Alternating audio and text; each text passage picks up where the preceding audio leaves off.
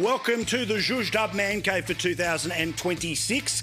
We've got an awful lot of work to get to tonight, including a brand new feature that is going to be exclusive to Paul Murray Live that I guarantee will make news every time we mention it. But speaking of, for those that are in the south of the country, it's hot. It is damn hot. In Victoria, there have been fires in the southwest. The temperatures, well, they have got deep into the 40s. The news has, of course, gone wall to wall because it was bloody hot today in summer in Melbourne. Record-breaking heat and a bushfire emergency. Victoria has been one of the hottest places on Earth today, with temperatures reaching close to 50 degrees. When we did tick over 48.9 degrees, a new record for Victoria, as we've seen in many places. Good to see reporters in regional Australia, but just a little reminder, it's why we do Our Town. The first one's coming up in a couple of weeks' time. But the reason we do Our Town is we try to turn up when things are normal, not when it's just a pretty backdrop for a weather story or a sad backdrop because of a crime story, or turning up because there's a news story. As we have for multiple years, thanks to our dear friends at Harvey Norman, we will continue to do so again this year. Big lineup, and looking forward to seeing as many people as we can around the country. Anyway, back to the main game. How have people been handling the heat in Victoria tonight? Well, as best they can. We've got livestock on our farm property, so yeah, we're prepared to stay and try and look after them. It does feel very eerie, just the mood and yeah, the community. A lot of people have come back this morning to sort of pick up more belongings. Now, it is awful because, yes, there are bushfires. As we speak, there is expected to be changes in the wind direction. Once that, of course, is there with still the ambient heat that is in the air, inevitably that can push fires around, so things could get worse before they get better. As soon as we know more, we will, of course, pass it on, but please pay attention to all of the local authorities. Follow them all on social media and keep an eye at skynews.com.au. But, of course, there are many a person who wants to turn any and every weather event into an example of a climate that is getting worse, one that if we do not do more than our fair share, remember we're 1% of the global problem, then somehow all of this will get worse and worse and worse. It doesn't matter what China does, forget that the United States, forget that 3/4 of the polluting countries are going backwards as opposed to what we are trying to do. But the politics of all of this, in many ways, has replaced religion. Why? Because it's the ultimate test about whether you care about the future, whether you want to leave a planet better than the one that you found, as opposed to one done through acts of kindness or emotionally or as a nation state. Well, you get the point. Part of the way that the climate change politics has been solidified over the years is when there are extreme examples of what the climate can serve up that then become very simple visual notes that something that hasn't happened in a few years or maybe 100 years or maybe, yes, even ever, is an automatic example of the catastrophisation version of the story. Perfect example. The politics changed and changed dramatically in and around Australia and climate change from a 2019 election where people rejected all of the Bill Shorten ideas after smoke-covered Sydney in the summer of 19 into 2020. That became a physical manifestation of how climate change was getting worse. Now, as we told you at the time, those fires particularly got out of control because they were allowed to burn for as long as they did in national parks for many weeks prior. But yes, the reality of 7 billion people on the planet is that things are going to slowly but surely get more extreme. Never have I been in denial about that. But what I can't stand are the people who want to scare an already frightened generation. 40% of young women claim they don't want to have kids because of the climate catastrophe. There are kids who claim they don't have to save or plan for a future because life isn't worth living because of the climate catastrophe. Well, as there is with bushfires, again, things like tropical cyclone or the ex-tropical cyclone Alfred that we all were dealing with last year, well, these things are given names. And I did a whole thing last week about how there's a whole bunch of people who want to name heat waves. Now, of course, when things get a name, they also get the extra status of the constant briefings from insert emergency services, the premiers that are reading off the notes, acting as the MC. But more importantly, that heightened sense of emergency becomes manifest in whatever the event is of the day. Now, climate, of course, we are told, is not the weather i.e. today's example of really hot or really cold doesn't prove, but it's over time. So part of the idea of trying to elevate the seriousness of heat waves, and they've always been serious. Sadly, there are people who die when it's really hot and when it's really cold. I wish it wasn't the case, but alas, that is the human body. But there are people amongst us who think that they are somehow going to be able to stop certain, very few of us, but sadly, people who are not able to cope with whatever the extremes are of the day, which does not mean it is okay when people get sick or they die, just in case somebody's planning to do a little smart-ass edit there. Enter Monique Ryan, the Tiffany Teal who, among everything else, is about trying to frighten as many people as possible that if Australia doesn't do everything we can, then somehow we are going to fall into the black hole vortex that is climate change. Now, even though Australia is 1% of global emissions, people like Monique Ryan believe somehow we can solve the entire global climate by what happens on this beautiful and important continent. She decided today to put out a media statement. She didn't do, as best as I can see, any interviews about this because then, of course, she'd be pushed on the idiocy of it. But this got plenty of news today that Dr. Monique Ryan launches a campaign to name killer heat waves after climate polluters. She's also got an extra section on her website where name, address, email, somehow you're going to join the campaign. Be that the campaign for her general candidacy, I don't know, but I would assume this is all firewalled and there's no way the data that appears for this campaign ends up going onto the general mailing list. But this is what in part she says. Extreme weather events like Black Summer, Cyclone Yasi and the Lismore floods are seared into our memories. Remember that. Black Summer, Cyclone Yasi, Lismore floods.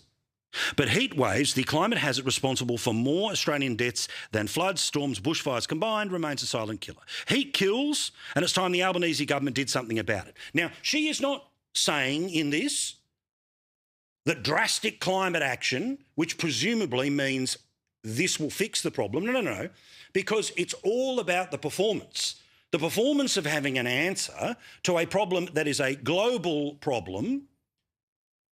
She says that the Albanese government must act. And what do they have to do? They have to name the heat waves. Because if you do that, the sense of emergency increases, the number of press conferences, the number of instances that keep people on edge increases. Naming it after the fossil fuel companies, well, that's just a cute little trick which got attention, including mine. She continues. Extreme heat is a health hazard and a communications failure. What does that mean? Heat waves are not the beginning of warm spells, as the media portrays them. They're a silent killer. Every heat wave is a potential mass casualty event. By naming them, we can save Australian lives. Bullshit. By naming them, we can name them in real time. We can draw attention to them in real time. But it's not like the media doesn't tell us that tomorrow the temperatures in Victoria is going to go deep into the 40s. Any whiff, any chance of being able to say that tomorrow, next week or next month, the weather is going to be really bad? Well, the media tells us, let alone the number of us who spend at least a part of every day double-checking the Bureau's apps or the Rain Parrot app, or you name what you've got. But lots of people in Australia very aware of the weather, not just because, of course, we come from generations of people who used to care about agriculture. This is overtly not about solving climate change, because if it was about solving climate change, the dear member would be going down to the Chinese embassy and getting anyone who signs her petition to be out the front of the Chinese embassy saying, when are you going to do more on climate action? You are 33% of the world's problem. When are you going to be 33 or more % of the global solution? Any plans to do that around the embassies, even including the United States, which are pulled out of Paris, Russia, India, or the global south, otherwise known as the third world? This does not mean Australia should not do anything on climate change, but I'm sorry. Pretending that forcing the government to act now by giving a name to something that we already know is happening when it is happening is at best window dressing of the worst kind. I spent some time talking about this last week, as I mentioned before. This is not a new idea. In fact, it is a multiple reheated idea. It's one that got a run just last week when the University of New South Wales was saying cyclones have names, but what about deadly heat waves? Now, the only problem for the giant globalist, that is someone like a Monique Ryan, who wants everyone somehow to follow COVID procedures forever, put your mask on, which is never leave the house. But when you're in the house, of course, don't turn on the air conditioning because that would be bad. Unless, of course, you've got a windmill on top of your house. The truth about life, wherever it is in the world, is that there are dangers associated with life itself. Again, for those that are about to maliciously edit this on the internet, I'm not downplaying the illness or the death that comes from horrible days like today. There are people that are watching us right now that are struggling, and they haven't put even a fan on today because the cost of the power to power that fan would put them into deeper financial stress.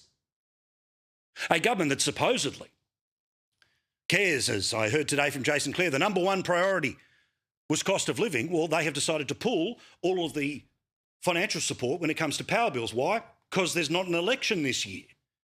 Where's Dr. Monique Ryan demanding that ability for people at the lowest end of the socio-economic rung to be able to sit in the comfort that her and her voters have in the posh bits of suburban Melbourne? Oh, by the way, the UN doesn't agree with the deal. They haven't agreed for a long time, for the best part of more than a decade. As I showed you last week, I repeat for the third time, the World Meteorological, I knew that, the WMO organisation has no immediate plans to name heat waves because they think, among other things, it becomes a distraction. But it does give me a new segment that we could start on the show, which is if we are supposed to give names to heat waves, because that's a good way of showing people how serious things are, well, we could now refer to this and many other ideas that come from people like Dr. Monique Ryan as a Category 5 bad Tiffany Teal idea. As for the actual weather and what's going on, how does it change in the next little while? Our mates at Sky News Weather have the latest for you. Victoria seeing a cool down tomorrow. Now, we have an overnight cool change. That's what's really elevating that fire danger. But as we head into our afternoon on Wednesday, you can see where the wind is coming in from the south. There's blue across the coastline, indicating those cooler temperatures, and seeing at least some diminished fire danger for portions of Victoria. Thank you, mate. Be safe to everyone who's going through it right now. Now, part of our new zhuzhed up man cave is I have the ability to stand up and do my best impersonation of a weather person, but to use the technology that we have to show you some data. Now, you know that I love me some data, and I particularly love opinion polls. Now, there are good ones, there are bad ones, but you know we've been quoting these for as long as we've been on the air. It doesn't matter from where the source comes, there's always a little nugget. Eventually, you start to put them all together, you get an overall picture. Well, tonight I would like to introduce you to the best poll of them all, a brand new one which will be happening every 2 weeks, and at this time, every 2 weeks, we will give you the results. It's backed by the data and the good people of YouGov, and its name is...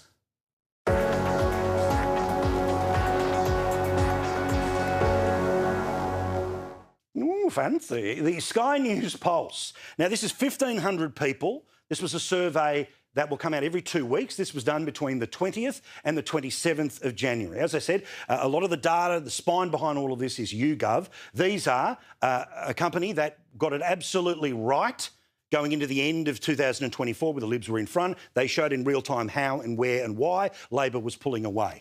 Its headline tonight is, One Nation could form opposition if an election was held today, according to this brand new poll. Why? Well, let me show you. The primary vote is extraordinary. Now, obviously, the only giant jumper from the last election is One Nation, but compare it to the Libs. The Liberal Party is now down to just 14%, down 6 from the election, 25, 1/4 of all Australian voters are now backing in One Nation. Labor is ever so slightly down. Independents, others, and the Nationals themselves, they sit at 2%. So now that they're not a coalition, you can't put the numbers together. To give you an idea of how some of these numbers break down by maybe where you live, I wanted to show you this version of it, which is outer metropolitan, otherwise known as suburbia, 30% of people backing in the Labor Party, 27% now backing in One Nation, and 20% backing in the coalition. Now, obviously, theoretically, if preferences start to dance around here, it means that the combined vote would be able to jump over Labor, potentially, in multiple outer suburban seats that could start to change things around. But who would the numbers end up going to? Well, under this number and under these preferences, it'll be the coalition giving the preferences to One Nation, not the other way around as it has been. In terms of regional areas and where they sit right now, let me show you there. It won't be a giant surprise here. 23% for the Labor Party, 35% right now in regional Australia for One Nation. The coalition, that of course being a majority Nationals vote, well, that is now down to just 21%. If you have a look at it on two-party preferred, the government would be returned. But remember, previous opinion polls basically put this thing anywhere between 55 to 45, and now even a little higher is what it blew out at the end of last year. It is now back to where it was at the election, as you can see, of 55 to 45. But what if it was One Nation? What if it was the coalition or the Nationals who ended up giving their preferences to One Nation? Well, it'd be 57 to 43. So it is a bigger win for the Labor Party. But these are the calculations that we now have to start doing because that primary vote is extraordinary. 25%. This is from the YouGov Sky News Pulse, the new poll that we will show you every 2 weeks at the start of Paul Murray Live. The details on the data for you to see right now at skynews.com.au. Will it surprise you what one of the big driving issues are behind this result for One Nation? Well, it doesn't surprise me. It's immigration. Again, simple question which is asked of people, and this is what I love the most about this poll, is that it's not just about the horse race, it's about the questions about how we feel on certain issues that sometimes aren't about Team Red, Team Blue, or now Team Orange. Instead, what do we need to do when it comes to migration? Well, a big decrease is what most people seemingly want right now. You can see there a small decrease, about the same. That's sitting at about, what, 49%? But you can see there, pretty amazing numbers, that the single biggest section there is a big decrease. You may recall, of course, the social media ban, which came in at the end of last year. I'll have some information for you a little bit later in the show about how many accounts have just gone up and into the ether. Well, how do Australians feel about it? Let's all find out together. Where, again, the issues here are 40% of people strongly support, or about 69% of people, generally speaking, do support. Why? Because as you can see here, the somewhat and strongly sits together with those who, of course, strongly oppose at just 6%. So the government was on a winner there. But at the same time, they were on a loser when it came to the travel routes that we had towards the end of the year. And then it started to go in full reverse when it came to the response to Bondi. Every opinion poll has concluded what we have also concluded in this research here, which is that the country did not like the Prime Minister's response to Bondi. From the early morning appearances, which were all there to convey that he cared, but the reality was he was doing as much as he could to get away from a media cycle that was starting to beat him up. Now, largely these numbers have somewhat melted away because of what we talked about last week, which is that big national day of mourning, the Prime Minister making his apology, making a pivot. So whether these numbers stand, but that survey still stood between, remember, the 20th of January and the 27th. So the numbers are still pretty solid here, right? Badly, 28%. Not as well as reasonably expected, 21%. Again, put it together, you're at 49. 38% of people, that essentially being Labor voters or Labor plus Greens, plus a little bit of Teals, they said he did okay.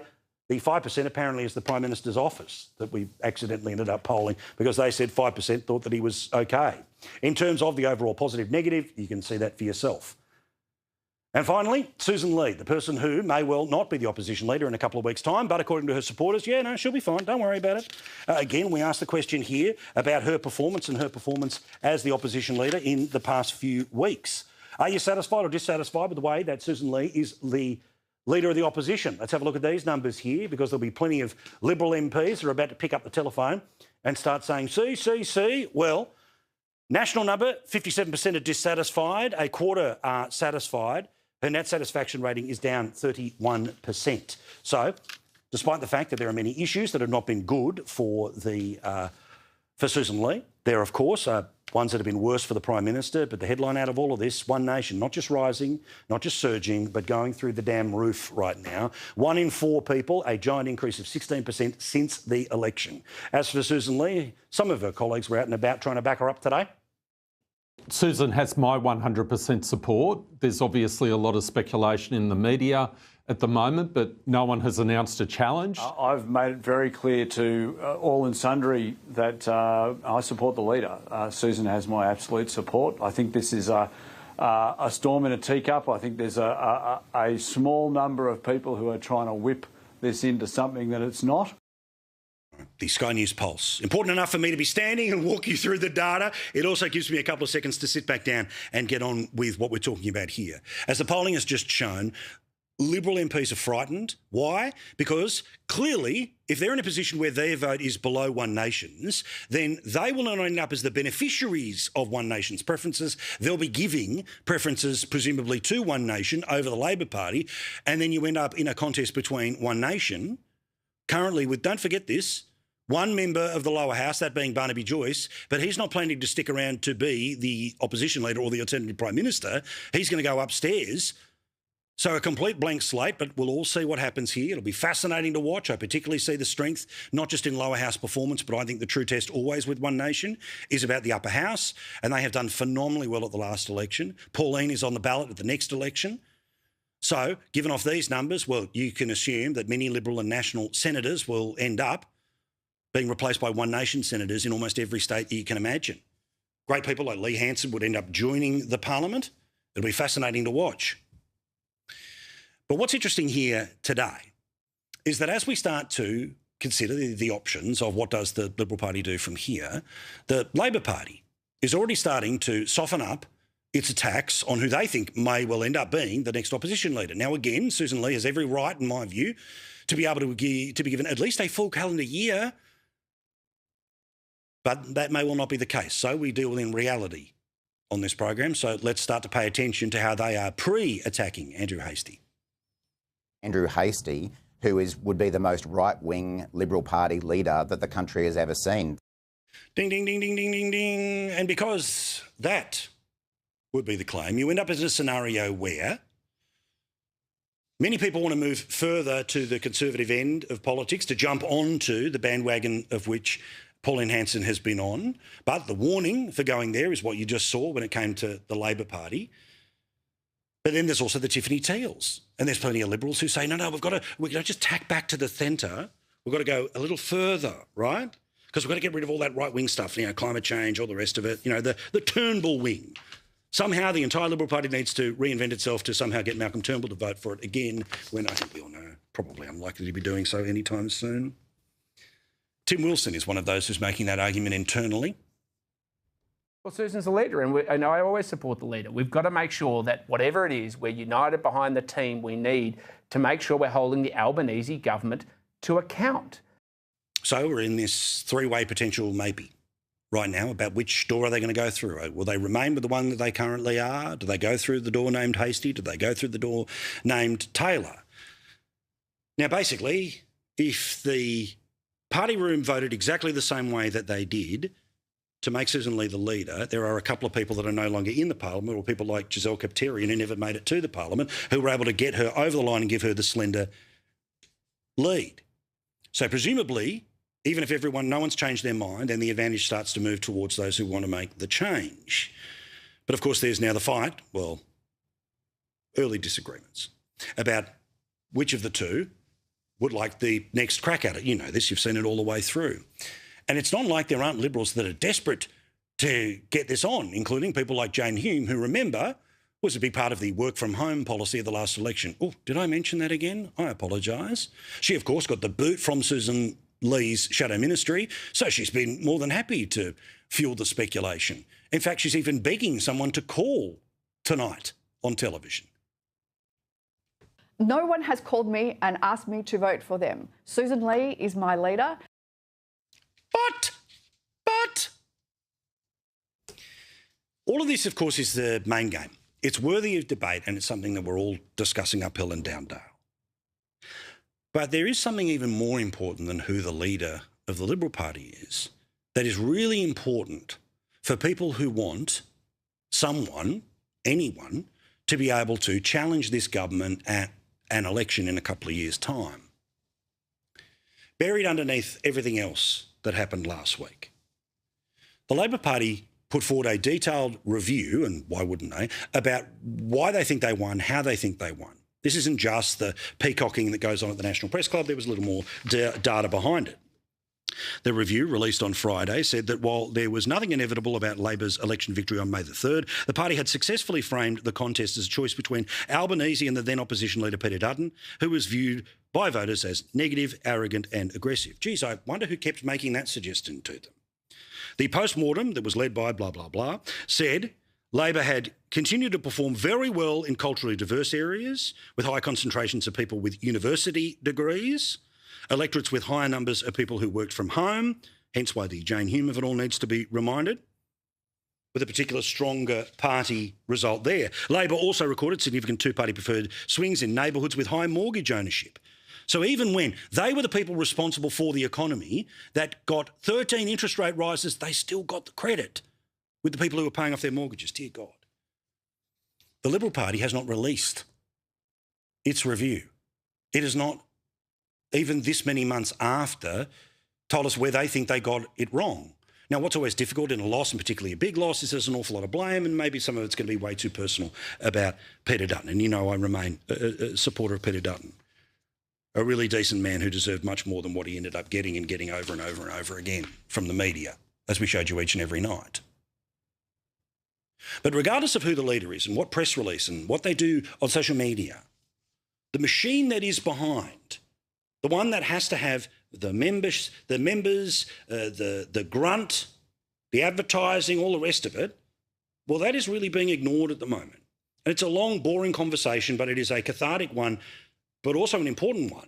Does it need a total clean out? Do they need a flying squad of people who know how to win elections? I don't know. But I just want to return to the 5 things that I said the night after the Liberal Party got its arse handed to them at the last election. Not the result I wanted, not the one that we worked for or cheered for, but the one that we got. I said I wanted them to take time to be honest about what had happened. Well, where has any of that conversation happened? Instead, we were straight away into the net zero fight. No real mechanical conversations. Did they really go in all of the seats that they lost and sit and have town halls and find out from people who used to vote for them why they didn't vote for them? No, none of that. Don't just learn a lesson, be seen to be learning a lesson. Have you seen them have a better socials game since the last election? Now, to win an election, no disrespect to people who are pretty good with their version of social media, being able to, film themselves walking on a beach, you're going to need a bigger machine than that, a bigger boat than that. They've got to empower the next generation. The next generation of people who are party members, or the next generation of candidates who may have to take 6 years to get close to a 50-50. And yeah, everything's on the table, but none of that's on the table. None of that's being publicly discussed. Instead, the magic solution of, well, if this person leads, then it's all going to be okay. Why? Because they say the things that we agree with. Cool. But what about the machine? Remember, for One Nation, it has taken them 10 years to build the machine that gets to where they are today. And anyone who turns around and thinks, geez, they're really lucky at the moment with the polls and the songs and the cartoons, well, none of that's an accident. All of that has been being built for 10 years. Where are the people who are talking about the machine that needs to be built and how ideas don't just go from what we believe in, but also what we believe in and how that affects people, and you can convince them, because you mean it, that you have a better plan for how to help them in their life? None of that is automatically solved by a new leader. But that's not me trying to find ways to defend Susan Lee's leadership. But it is just a note of caution that anyone thinks there's any sort of silver bullet, magic wand or quick fix. It's much deeper, including a whole bunch of people that you and I have never heard of who have been failing for way too long. One last thing I want to mention here too about this softening up period that we are now in, about Andrew Hastie, the worst ever, ooga, booga, ooga, booga. Remember Murray Watt? Andrew Hastie, who would be the most right-wing Liberal Party leader that the country has ever seen. The problem is, I remember when they were running the same thing against Peter Dutton. Peter Dutton will continue, as he did yesterday, to look for areas of division, to look for areas in which he can try to promote fear in the community. Now, of course, it worked in 25, it worked in 22 when they did it to Scott Morrison. This Prime Minister is always looking for the division. But then it didn't work when they lost to Tony Abbott, but they did it anyway.